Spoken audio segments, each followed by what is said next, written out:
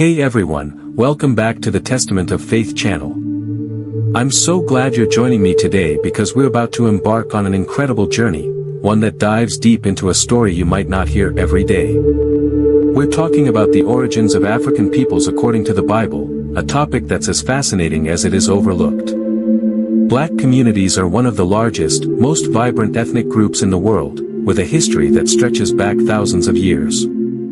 And here's the kicker, that history isn't just locked away in dusty textbooks, it's right there in the Holy Scriptures, woven into the very fabric of the Bible.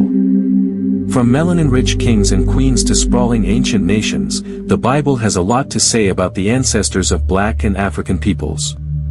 In this video, we're going to unpack some fun facts, dig into the details, and shine a light on a legacy that deserves more attention. If this sounds like your kind of adventure, stick with me. Hit that like button, leave a comment with your thoughts, and subscribe so you don't miss what's next. Let's dive in. Picture this, the world's been washed clean by the flood, and humanity's down to just 8 people. There's Noah, his wife, their 3 sons, Shem, Ham, and Japheth, and their wives, stepping off the ark into a fresh, empty earth. The Bible tells us that every single person alive today, no matter their race or background, traces back to those 3 sons. It's a wild thought, right?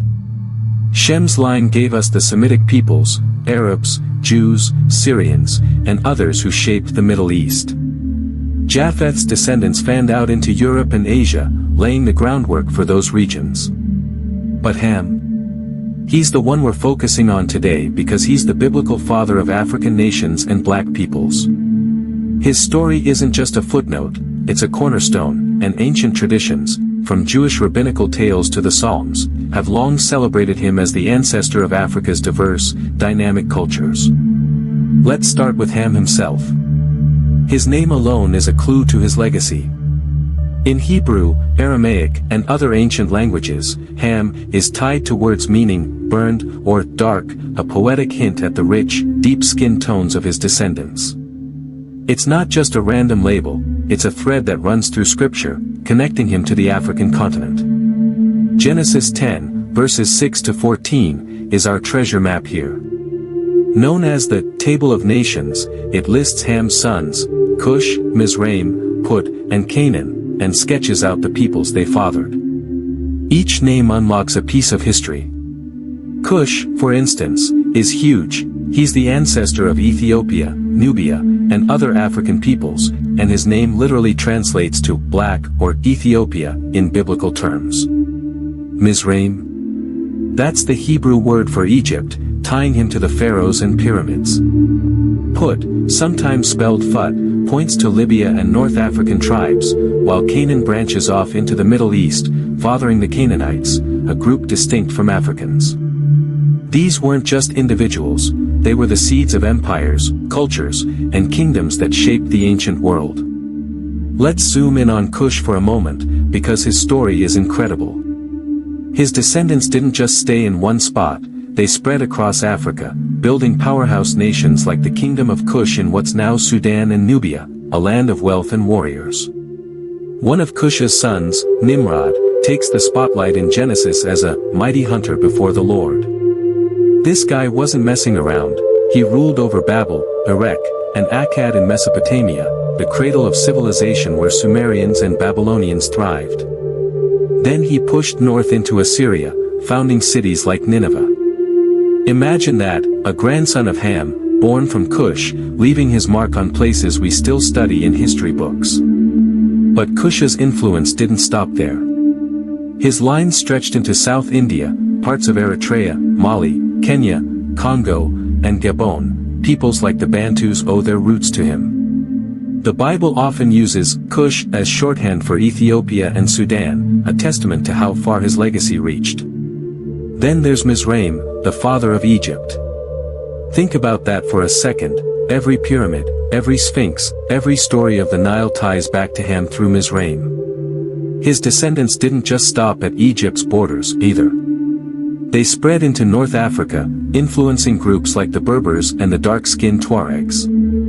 It's no coincidence that Semitic languages, Aramaic, Arabic, Hebrew, call Egypt Mizraim to this day. Psalm 78 verse 51 even nods to this, describing Egypt as the tents of Ham when God struck the firstborn. That's not a throwaway line, it's a direct link to Ham's family tree. And what about Put? He's less famous, but no less important. His name, tied to the word for landmark, suggests a people of hunters and nomads, and he's credited with fathering the native black Libyans and other North African tribes. Together, Ham's sons painted a map of Africa with their footsteps. Now, we've got to address something that's tripped people up for centuries, the curse of Ham. You've probably heard it tossed around, maybe even used to justify terrible things. Let's set the record straight. It comes from Genesis 9, after the flood. Noah, fresh off the ark, plants a vineyard, maybe the first ever, and figures out how to make wine. One day, he drinks too much, passed out naked in his tent, and Ham walks in. Instead of covering his dad up, Ham runs to tell Shem and Japheth, who handle it with respect. When Noah wakes up, he's livid. But here's the twist, he doesn't curse Ham. He curses Canaan, Ham's youngest son, saying his descendants will serve the others. Why Canaan and not Ham? We don't get the full scoop, maybe Canaan laughed too, or maybe Noah's anger just spilled over. Some scholars think Noah's drunkenness was an accident, fermenting grapes was new, and he didn't know what hit him. Either way, God doesn't punish Noah for it, and Ham's other sons, Cush, Mizraim, Put, walk away unscathed. So where did the confusion come from? Over time, people misread this story and slap the curse label on all of Ham's line, especially African peoples. That's a serious error. The Bible's clear, the curse hit Canaan's descendants, the Canaanites of the Middle East, not Cush's Ethiopians, Mizraim's Egyptians, or Put's Libyans. African peoples were never cursed in Scripture. Period. This mix-up has fueled myths and misunderstandings for way too long, so let's bury it here. Ham's legacy is one of pride, not punishment. His sons built nations that stood tall, from the pyramids to the kingdom of Cush, and their story deserves to be told right. Speaking of Ham, how long did he live? He was born before the flood, back when lifespans stretched into centuries. His brother Shem hit 600 years, and while the Bible doesn't pin down Ham's exact age, it's fair to guess he was in the same ballpark, maybe 500 or 600 years, watching his family grow through 5 or 6 generations. Imagine the scenes he witnessed, grandkids running around, cities rising, his sons' kingdoms taking shape. Where did he end up? No one's found his tomb, but theories abound. Some point to Ethiopia or Sudan, lands tied to Cush and Nubia. Others say Egypt, with its ancient burial secrets, or even Mesopotamia, near Nimrod's stomping grounds. Picture archaeologists uncovering a tomb someday, a final resting place for the father of Africa. It's a mystery that keeps us guessing. The Book of Jubilees, an ancient Jewish text, adds even more color to Ham's story. Some say it goes back to Moses, and it was revered in Jesus' time. It tells us Ham wasn't just a bystander, he was a leader. After the flood, Noah split the world between his sons. Shem got the Middle East, Japheth took the north, and Ham claimed Africa. But Canaan threw a wrench in things. Instead of sticking to Ham's territory, he squatted in Shem's land, modern-day Israel. Ham didn't take it lightly. Alongside Cush and Mizraim, he confronted Canaan, urging him to come back to Africa, their rightful home. Canaan dug in his heels, defying his dad and brothers. Jubilees also says Ham founded a city after the flood, naming it after his wife, Neeltime, a sweet, personal touch that shows his heart. It's details like these that make Scripture come alive. So, what's the takeaway? Ham's descendants, Cush's Ethiopians, Mizraim's Egyptians, Put's Libyans, and more, didn't just survive, they thrived. They built cultures from Mali to Kenya, Eritrea to South India, leaving a legacy that's still felt today. The Bible ties Cush to Ethiopia and Sudan, Mizraim to Egypt, Put to Libya, names that map out Ham's reach.